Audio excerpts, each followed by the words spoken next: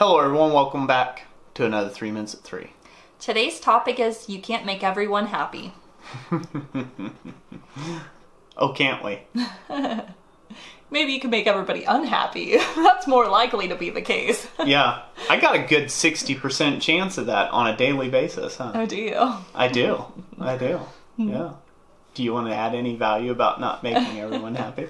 Here in a minute. I'll let you get the ball started. Here in a minute. Okay.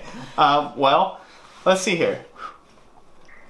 Yeah, I'm about the worst to take and think about how to make anybody happy. So, a lot of my life I have tried to make everyone happy, and that's always ended up in failure. Just absolute failure to make other people happy, because ultimately I was doing things for them.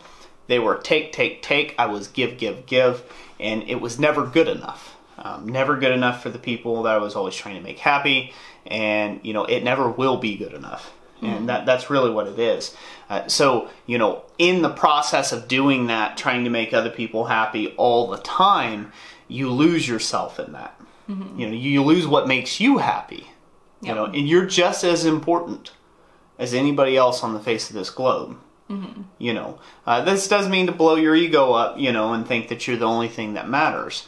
But, you have to work on your own happiness first, and then that is going to end up ultimately making some people unhappy or dissatisfied or things like that.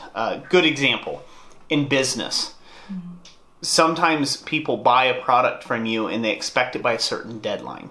Okay, and stuff comes up, life happens. You were going to go to the say the scrap yard or the steel yard. You were going to buy that steel, and then your engine blew up in your truck or something like that, and now you're going to miss that deadline because you have to do maintenance or something on your vehicle or take it to the mechanic and stuff. And then those people will be unhappy customers with you.